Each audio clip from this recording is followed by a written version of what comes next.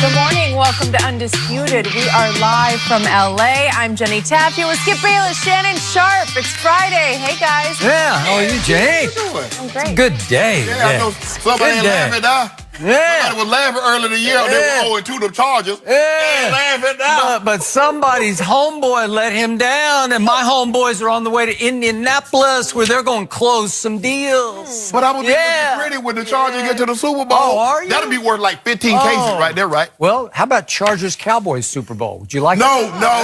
Yes. Okay. I'd take that. I'd take that. Why you ruin my I ruin everything.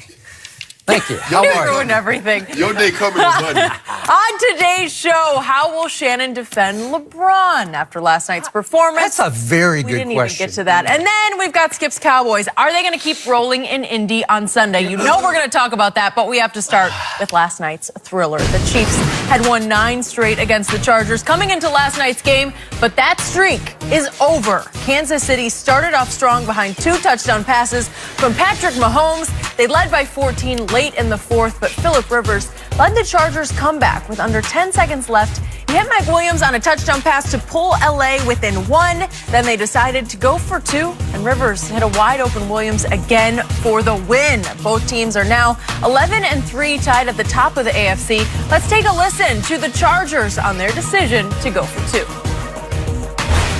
Had a lot of confidence in the players. It was, we was going to go for 2 the whole time at the end of that game because I believe in these guys. We didn't come here to tie. We came here to win. And so to me, it was a no-brainer. I was going to the sideline, going to overtime. And Coach Lynn said, let's go win it right now. Let's go for 2. Let's go win it right now. And when he said that, there was so much conviction from him. It was, let's go win it right now. I mean, it was immediately turn around, let's go win it. I mean, and if we didn't win it, we didn't win it. But I think his conviction, it wasn't like, it wasn't. It was, no, let's go win the game. All right, well, they did. Shannon, do you give more credit for the Chargers or blame to the Chiefs? I give credit to the Chargers. What's there not to love about Phillip Rivers? Kid? I know. That joker's so energetic. I agree. Good gracious about it. Well, there's one thing not to love. He's got nothing to show for everything that he's done. He's won exactly what? Maybe this is it. Okay. I don't know. All right. What a rude conversation. Okay. I know. Well, Took it down. Well, how about Phillip Rivers? Well, how about him? I'm asking. Okay, now, Positive. Now do something for me. Show me something when the real game starts. As I was about to say, thank you, Jenny, for coming to me. Anyway, this was more credit to the Chargers because this is second or third? 2 out of 3 weeks, we've seen them go on the road in Pittsburgh. Pittsburgh at home, when leading by 16 or more points, they were 2-20, 0-1 in that franchise history at home when having a lead that big. And the Chargers walked them down. We see Kansas City. They had lost 9 straight times to the Chiefs. Up by 14, 14-0, 28-14, and they walked them down. And as you hear Phillip Rivers say the conviction that Anthony Lynn had, a former teammate of mine, going into that ball game. Oh, before I go any further, Jenny, did you know I picked this game? I said the Chargers would win. I was going to remind everyone about that. That's worth the case right there. So that's one case. No, it is Come on, not. No. We had no bet. Set that up. He fictionalizes bets after the fact when he wins. I don't get credit for that. But that, Skip, you got to give the Chargers credit because that is having played in that division, the AFC West, having played numerous times in that building, you get down by that many points, it's tough to come back. The crowd is electric. And of all the venues I've been in on the road, that is by far the best atmosphere that I've ever played in. Man, they start chanting and but I got to give the credit. I didn't think the Chiefs' offense, what you have to do if you play the Chiefs, Skip, you try to minimize their possessions by running the football. They got great run production, even though Melvin Gordon, he will be back. I like the fact that they took, hey, we're not going to play you, Melvin. We're going to give you an extra 10 days to come back because we're going to need you down the stretch. But Phillip Rivers, and first series of the game, he throws a pick. He throws a terrible pick in the end zone. I'm like, Phillip, what the? Wait, I thought we were just raving about Phillip Rivers. Wait. Yeah. So you noticed. Because he did what Dak Prescott did. He stunk it up in the first half, and when you needed him to make a play, he made the play. But you heap praise on Dak on Monday. Don't think I forgot that. Do I need to play the tape back? I didn't think so. But anyway. How does Dak Prescott come up in everything you say? You are obsessed with Dak Prescott. You can't quit talking about the Dallas Cowboys, and I love it. Because you're really you're a closet Cowboy fan, just like No. Eric Dickerson, who's going to join us. First of all, Skip Bayless, because you try to minimize and marginalize every quarterback not named Brady or not named Prescott. And I refuse to sit here and let you do it. Now, back to our originally scheduled conversation that I had before I was so rudely interrupted by you. Now you can't remember what you Yes, I can. I love the decision to go for 2.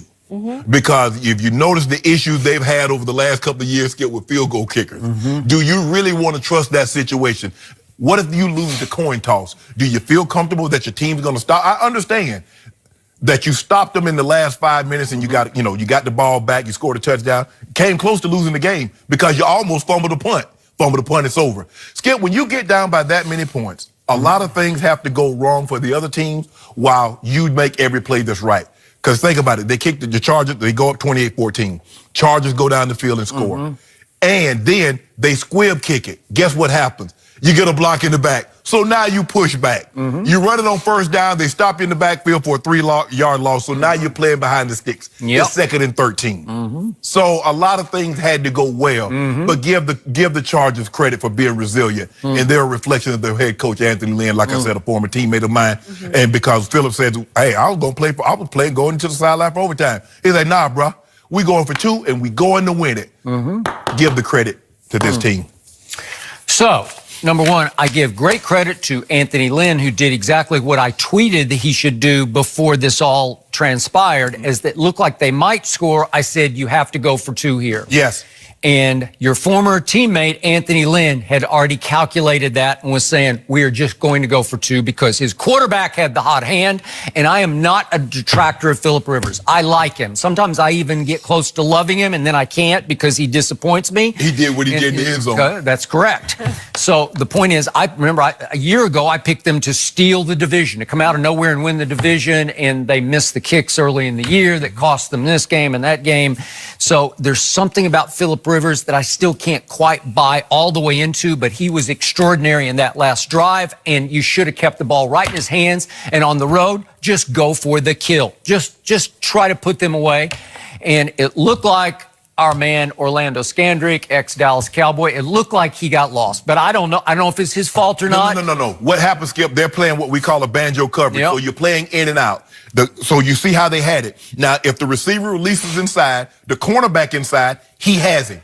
If he releases vertical, the cornerback inside, he has him. It just depends how they play it. Some teams play it differently. No, they're playing in and out. Yeah. So if he comes out, Scandrick is going to take him. But if he releases inside or he releases vertical, the corner that's inside, you got him mad. Somebody made a big mistake. He did.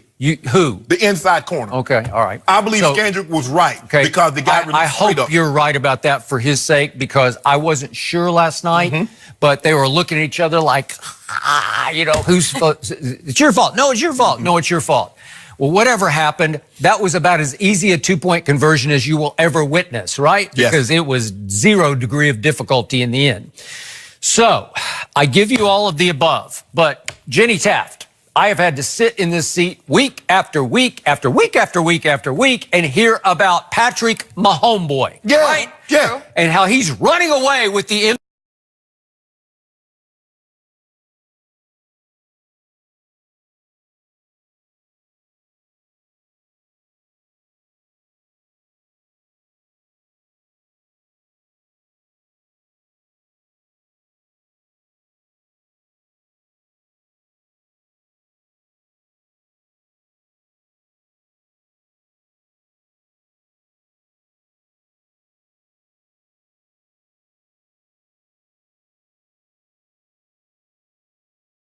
order of the arm strength of Patrick Mahomes. Am I right about that? Philip just throws puff balls, but he throws them so long before the receiver even thinks about coming open that they get there as the receiver says, oh, because the 2 to Travis Benjamin, he's letting go of the ball like 3 seconds early, right? Yeah, you have to have a great anticipatory skills. And your receivers have to know, if I turn, the ball's going to hit me in the hands. See, what made that catch to Travis Benjamin so difficult is that when John Elway threw the ball, I tried to pick it up out his hand, because people make the mistake, think you catch with your hands, but you actually catch with your eyes.